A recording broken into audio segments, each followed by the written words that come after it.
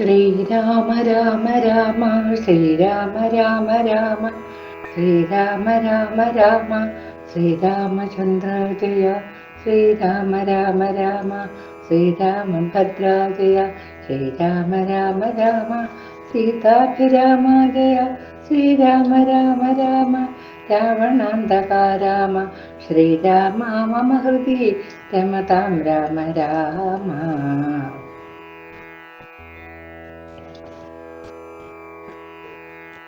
ആപദാമപഹർത്താരം ദാതാരം സർവസമ്പദാം ലോകാഭിരാമം ശ്രീരാമം ഭൂയോ ഭൂയോ നമാമ്യഹം. വൈദേഹി സഹിതം സുരദ്രുമതലേ ഹൈമേ മഹാമണ്ഡപേ മധ്യേ പുഷ്പകമാസനെ മണിമയേ വീരാസനെ സംസ്ഥിതം. അഗ്രേ വാചേതി പ്രഭഞ്ജനസുതേ തത്വം മുനിഭ്യഃ പരം വ്യാഖ്യാന്തം ഭരതാദിഭിഃ പരിവൃതം രാമം ഭജേ ശ്യാമളം. അഞ്ജനാനന്ദനം വീരം ജാനകീ ശോകനാശനം കപീശമക്ഷഹന്താരം വന്ദേ ലങ്കാഭയങ്കരം.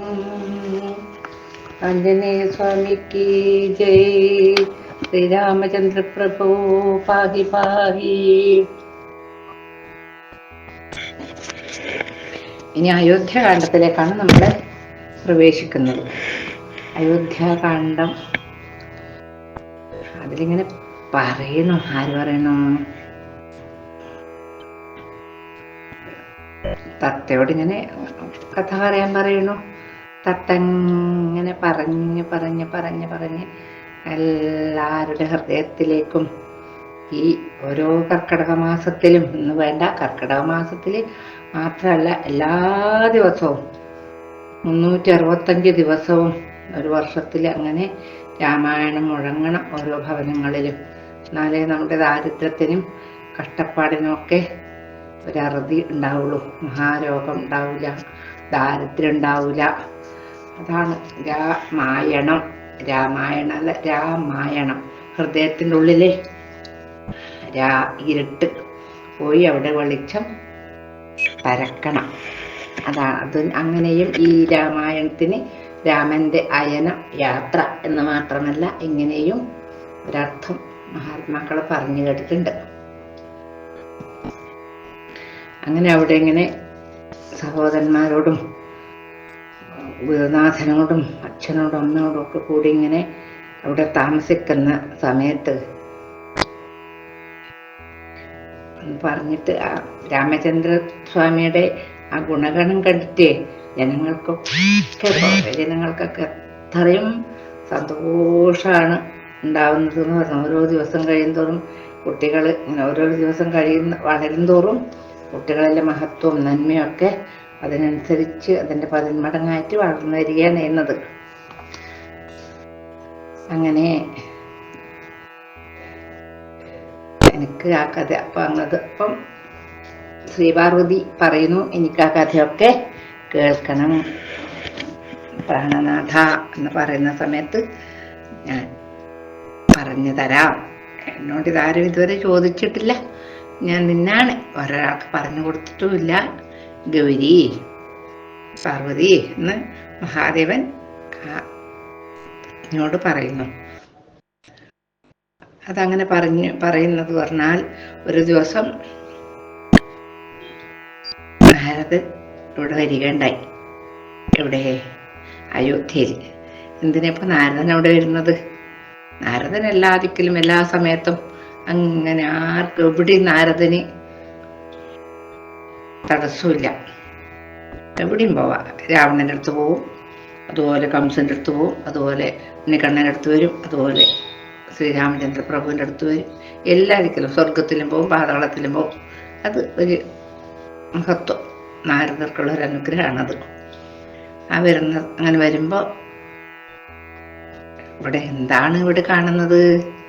അതിമനോഹരമായിട്ട് ഭഗവാൻ ഇങ്ങനെ അങ്കജലീല കൊണ്ടന്ത അന്തഃപുരത്തിങ്കിൽ മംഗലഗാത്രിയാം ജാനകി തന്നോടും നീലോൽപലദള ശ്യാമള വിഗ്രഹൻ നീലോൽപലദളലോല വിലോചനൻ നീലോപലാഭൻ നിരുപമൻ നിർമ്മലൻ നീലകളപ്രിയൻ നിത്യൻ നിരാമയൻ രത്നാഭരണ വിഭൂഷിതദേഹനായി രത്നസിംഹാസനം തന്മേലനാകുലം രത്നദണ്ഡം പുണ്ട വെൺചാമരം കൊണ്ട് പത്നിയാൽ വീജിതനായി അതികോമളൻ ബാലനിശാകര ബാലദേശേ ലസന്മാലേയ പങ്കമലങ്കരിച്ചങ്ങനെ ബാലാർക്ക സന്നിഭ കൗസ്തുഭകന്ധരൻ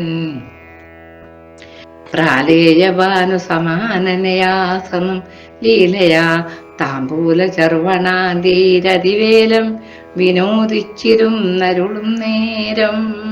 അങ്ങനെയുള്ള സമയത്താണ് ശ്രീനാരദ മഹർഷി അവിടെ പ്രത്യക്ഷപ്പെട്ടത്, അലങ്കരിച്ചത് ഭൂലോകം. വേഗം ചാടി എഴുന്നേറ്റ് നമസ്കരിച്ചു. സീതാദേവിയോടുകൂടി നാരദരെ നമസ്കരിച്ചു ശ്രീരാമചന്ദ്രൻ. അതൊക്കെയാണ് ഈ രാമായണത്തിൽ നമുക്ക് അനുഭവിക്കാനുള്ളത്, നമുക്കറിയാനുള്ളത്. നമുക്ക് അത് പറയൂലേ, ശ്രീരാമചന്ദ്രന്റെ കാര്യങ്ങൾ ഒക്കെ നമുക്ക് അനുകരിക്കാം.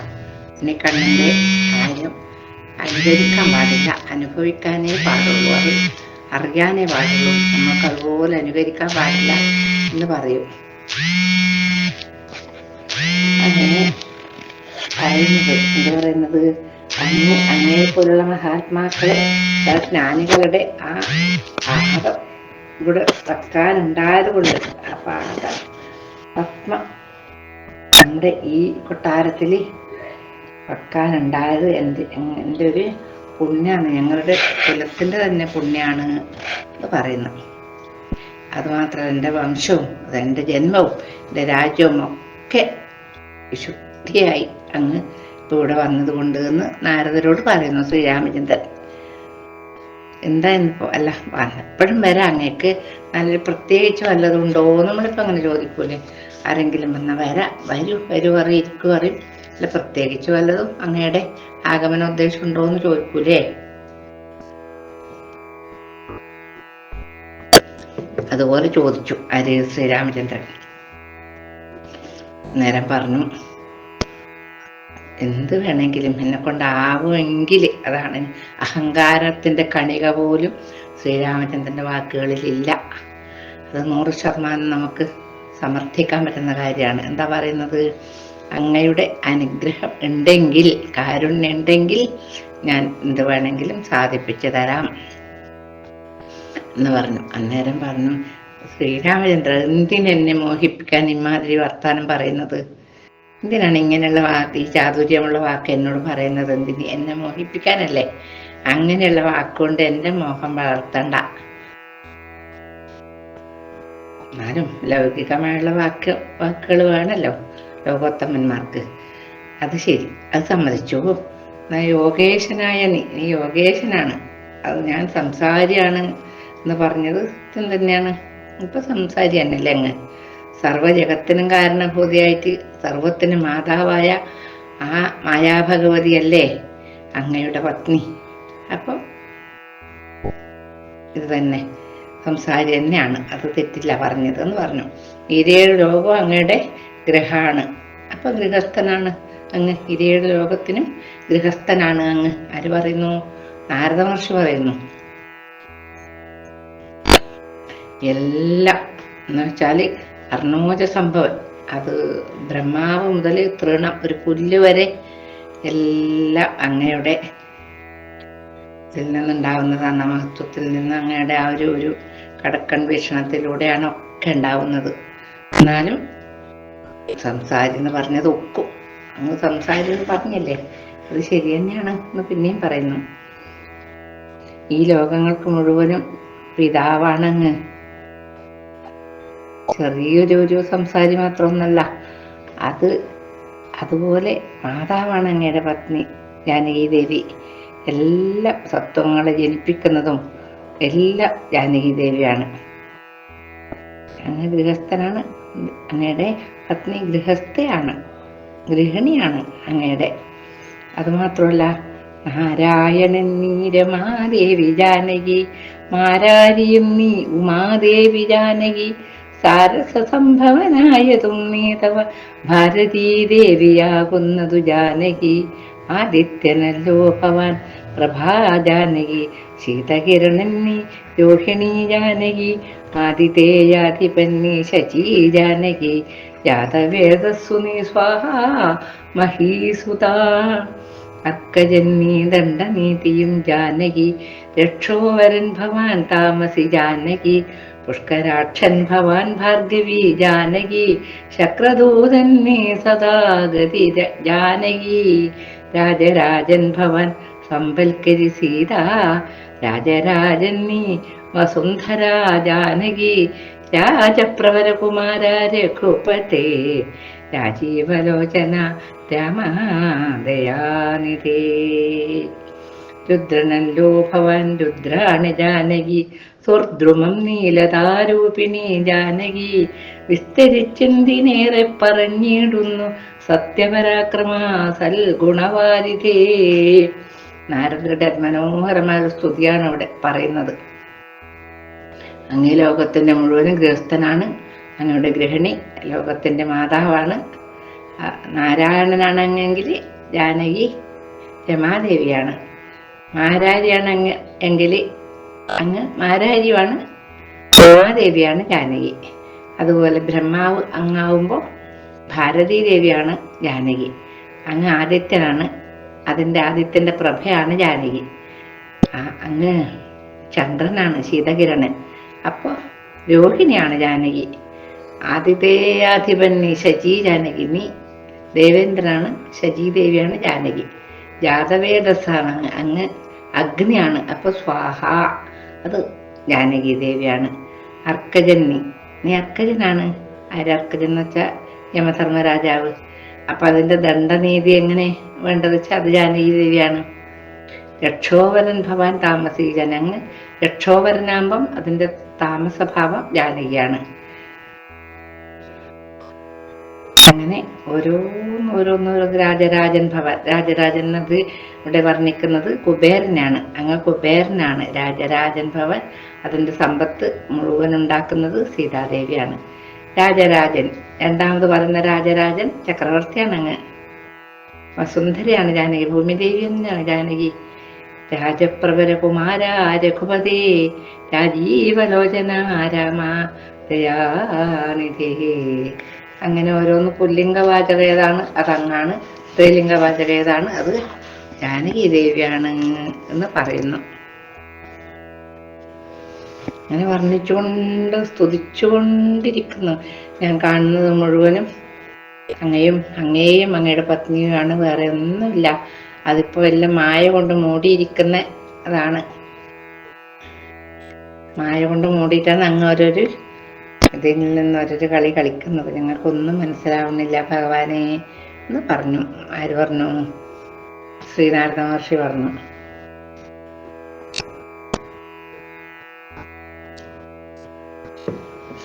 അങ്ങനെ വർണ്ണിക്കുന്നതൊക്കെ പറയണമെങ്കിൽ കുറേ സമയം വേണം. അത്രയും വർണ്ണിച്ചു. പറയുന്നത് തൊൽപാദ പങ്കജഭക്തി മുഴുക്കുമ്പോൾ തൊൽബോധവും മനക്കാമ്പിലുദിച്ചിടും, ഭക്തി മുഴുത്തു തത്വജ്ഞാനമുണ്ടായാൽ മുക്തിയും വന്നിടുമില്ലൊരു സംശയം. അത് മാത്രല്ല, അങ്ങയുടെ ഭക്തന്റെ ഭൃത്യനായിട്ട് എന്നെയും കൂടി കണക്കാക്കണേന്ന് പറഞ്ഞു. അതുപോലെ അത് മാത്രമല്ല, അങ്ങയുടെ മായ കൊണ്ട് തന്നെ മോഹിപ്പിക്കല്ലേ ഭഗവാനെ ജഗന്നായക, അങ്ങനെ മോഹിപ്പിക്കാതെ എന്നെ അനുഗ്രഹിക്കണേന്ന് പറഞ്ഞു.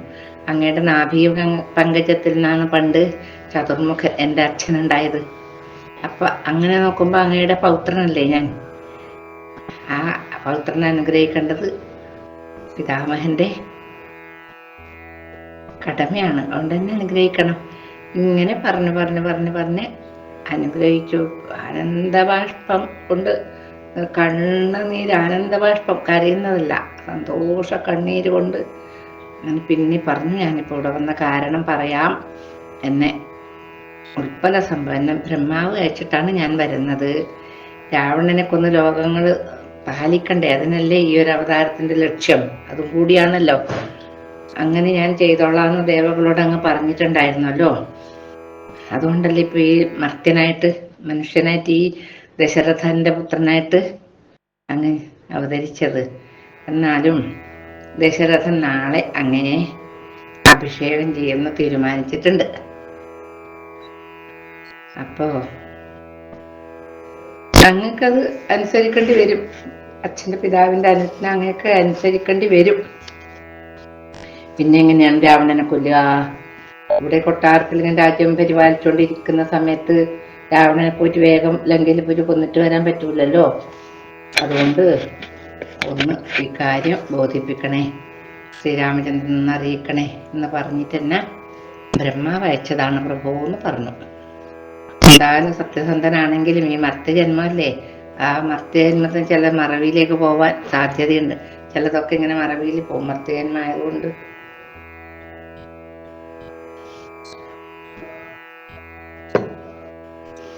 അപ്പോ ശ്രീരാമചന്ദ്രൻ പറഞ്ഞു, ഞാൻ സത്യത്തെ ലംഘിക്കേയില്ല, അതിന് അങ്ങ് വിഷമിക്കണ്ട. സത്യം എന്ന് ഞാൻ പറഞ്ഞ സത്യം, ഞാനൊരു കാര്യം പറഞ്ഞാൽ ഞാനത് ചെയ്തിരിക്കും. കുറച്ച് സമയം വേണം, എല്ലാത്തിനൊരു സമയം വേണ്ടേ. കാലാവലോകനം കാര്യസാധ്യം എന്നാണ്, കാലസ്വരൂപനല്ലോ പരമേശ്വരൻ. ആ സമയം വരുമ്പോഴേ അല്ല നമുക്ക് ചെയ്യാൻ പറ്റുള്ളൂ. പ്രാരബ്ധ കർമ്മഫലവിക്ഷയം വരും നേരത്തൊഴിഞ്ഞു മറ്റാവതെല്ലാവർക്കുമേ.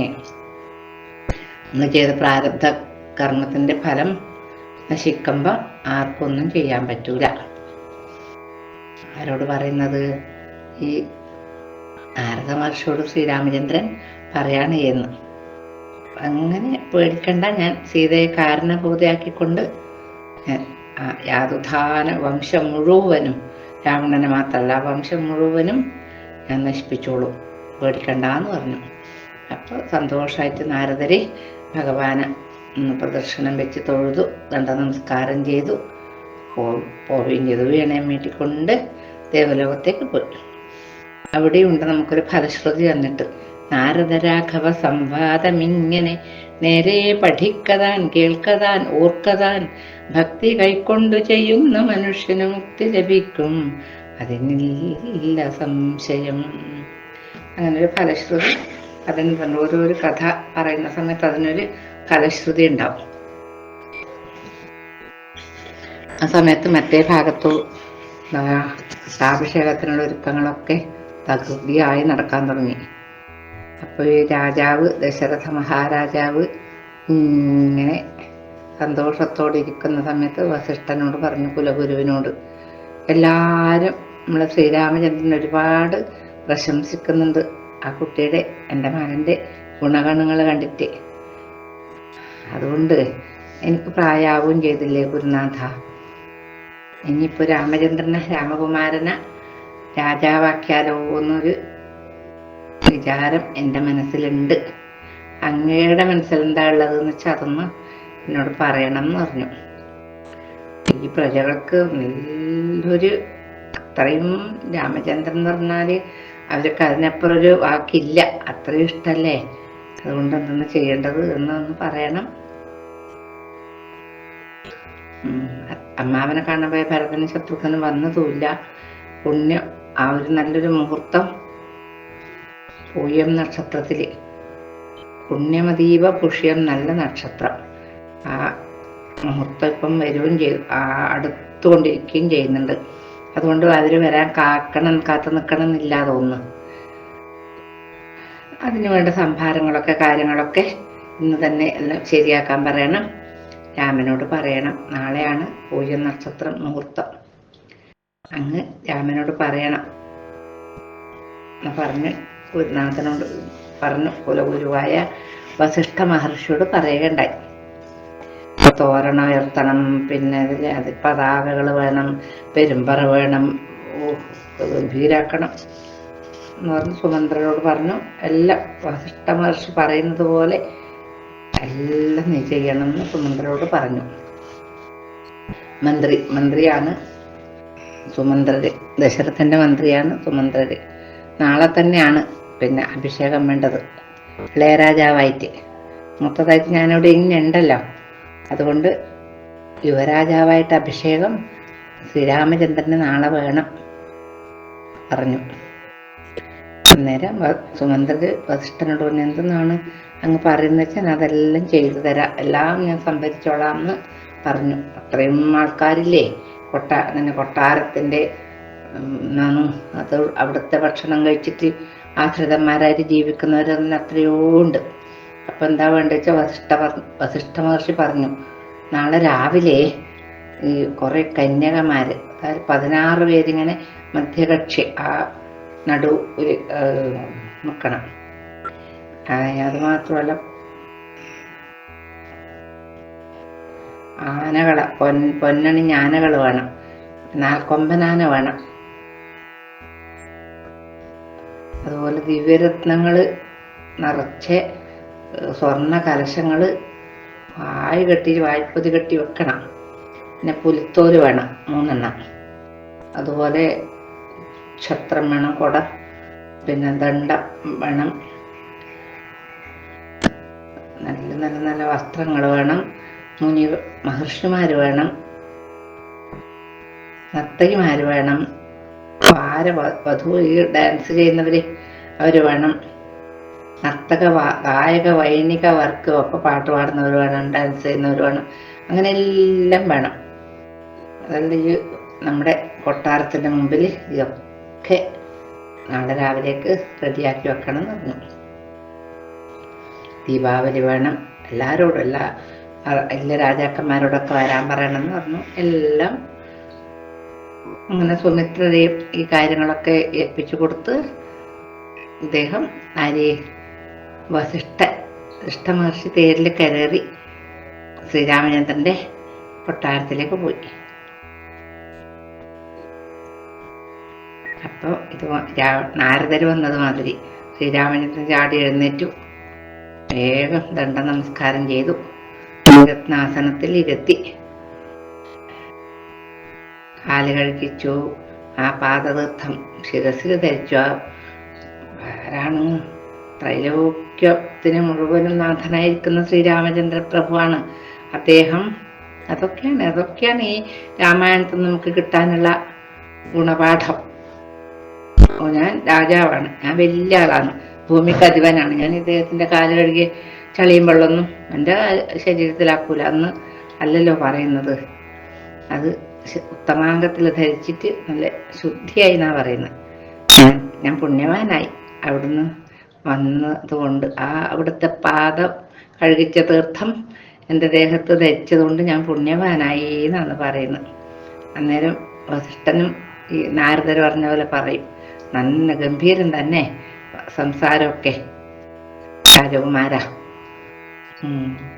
എൻ്റെ അച്ഛനും അദ്ദേഹത്തിൻ്റെ അച്ഛനും പിന്നെ വിരിഞ്ചനാണല്ലോ ബ്രഹ്മാവ്. എല്ലാം അവിടുത്തെ കഴിവാണ്, എല്ലാം അവിടുത്തെ തീരുമാനമാണ് നടക്കുന്നത് മുഴുവനും. ഞാനൊക്കറിയാം അങ്ങാരാണെന്ന് എനിക്ക് മനസ്സിലായി. ഇനി എനിക്ക് പ്രത്യേകിച്ച് ആരും അതൊന്നും പറഞ്ഞു തരേണ്ട ആവശ്യമില്ല. സാക്ഷാൽ പരമാത്മാവല്ലേ അങ്ങ്, ലക്ഷ്മി ഭഗവതിയല്ലേ അങ്ങയുടെ പത്നി സീതാദേവി. അത് ദേവകാര്യം നിർവഹിക്കാൻ വേണ്ടിയിട്ടല്ലേ, രാവണനെ കൊന്നിട്ട് ഭൂമിയുടെ ഭാരം തീർക്കാനും വേണ്ടിയിട്ടല്ലേ ഇവിടെ ഇങ്ങനെ അവതരിച്ചത്. അതൊക്കെ എനിക്ക് മനസ്സിലായിട്ടുണ്ട്. അത് മാത്രമല്ല ഭക്തജനങ്ങൾക്ക് മുക്തി കൊടുക്കാനും അങ്ങനെ അവതരിച്ച ഭഗവാനെ. ദേവകാര്യം അതീവ ഗുഹ്യാണ്, സ്വകാര്യാണ്, അതങ്ങനെ വെലിങ്ങനെ പറഞ്ഞൂടാ.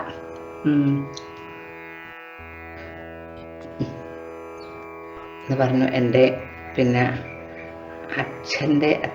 നാരദർ പറഞ്ഞ പോലെ തന്നെ പിതൃണാം പിതാമഹനും ഭവൻ, അച്ഛൻ്റെ പിതാമഹനും കൂടിയാണെന്ന് എന്നാണ് പറയുന്നത്. ഈ ഒരു വേഷം, ശുദ്ധ തത്വാത്മകമായ വേഷം ധരിച്ചിട്ട് ഈ ഭക്തവേഷം കൊണ്ട് ദശരഥന് മകനായിട്ട് യോഗമായ കൊണ്ട് അവതരിച്ച അതാണെന്ന് എനിക്ക് മുമ്പേ അറിയാം. എനിക്ക് ഇപ്പോഴും അറിയുന്നതല്ല, എനിക്ക് മുമ്പേ അറിയാം. ആരോട് എന്നോട് പറഞ്ഞ ബ്രഹ്മാവ് പറഞ്ഞിട്ടുണ്ട്. അതും കേട്ടതുകൊണ്ടാണ് ഞാൻ ഈ സൂര്യവംശത്തിന് തന്നെ പുരോഹിതനായിട്ടുണ്ടായത്. അങ്ങയുടെ പുരോഹിതനാവുക വെച്ചാൽ അതിനപ്പുറം മഹത്വം വേറൊന്നും വേണ്ടല്ലോ. അങ്ങനെ ഞാൻ ഈ മുമ്പേ ഞാൻ ഇതിന് സൂര്യവംശത്തിന് പിതാമഹനായത്. അതെന്ത് നിന്ദ്യമായ കാര്യമായാലും ഒടുക്കത് നല്ലതായിട്ട് വന്നാൽ നല്ലതല്ലേ. എൻ്റെ ജന്മം ഇന്നാണ് സഫലമായത്. ഇനി ഞാനൊന്ന് പറയുന്നുണ്ട് അങ്ങയോട്. എന്ത് ലോകേശ ഭഗവാനെ, അങ്ങയുടെ മഹാമായ ഉണ്ടല്ലോ, മായാഭഗവതി, എന്നെ മോഹിപ്പിക്കല്ലേ. ഈ രാമായണത്തിൽ ഒരുപാട് ഒരുപാട് ഒരുപാട് സ്ഥലത്ത് കാണാൻ കഴിയുന്നൊരു പ്രയോഗമാണ് അങ്ങയുടെ യോഗമായ എന്നെ മോഹിപ്പിക്കല്ലേന്ന്. അങ്ങനെ പറഞ്ഞു. ഇദ്ദേഹം പറഞ്ഞു, അങ്ങേക്ക് നാളെ പട്ടാഭിഷേകം വേണമെന്ന് അച്ഛൻ പറഞ്ഞയച്ചിട്ട്, അങ്ങയുടെ അച്ഛൻ ദശരഥൻ പറഞ്ഞയച്ചിട്ടാണ് ഞാനിപ്പോൾ ഇവിടെ വന്നിട്ടുള്ളത് എന്ന് പറഞ്ഞു. അത് പറയണമെന്ന് വൈദേഹിയോട് കൂടി ഉപവാസം ചെയ്യണം, എന്നിട്ട് വെറും നിലത്ത് കിടക്കണം. ബാക്കി കാര്യങ്ങൾ ഞാൻ നാളെ രാവിലെ വന്നിട്ട് പറയാമെന്ന് പറഞ്ഞിട്ട് അദ്ദേഹം പോയി. നമുക്ക് ഇന്നത്തെ കഥ ഇവിടെ സമർപ്പിക്കാം. പൂർവം രാമ തപോവനാനി ഗമനം ഹത്വാ മൃഗം കാഞ്ചനം വൈദേഹീഹരണം ജടായുമരണം സുഗ്രീവ സംഭാഷണം ബാലിഹീ നിഗ്രഹണം സമുദ്രതരണം ലങ്കാപുരീദാഹനം പശ്ചാദ്രാവണ കുംഭകർണ നിധനം ഏതദ്ധ്യ രാമായണം. ശ്രീരാമ രാമ രാമ ശ്രീരാമ രാമ രാമ ശ്രീരാമ രാമ രാമ ശ്രീരാമ രാമ രാമ ശ്രീരാമ രാമ രാമ ലോകാഭിരാമ ജയ.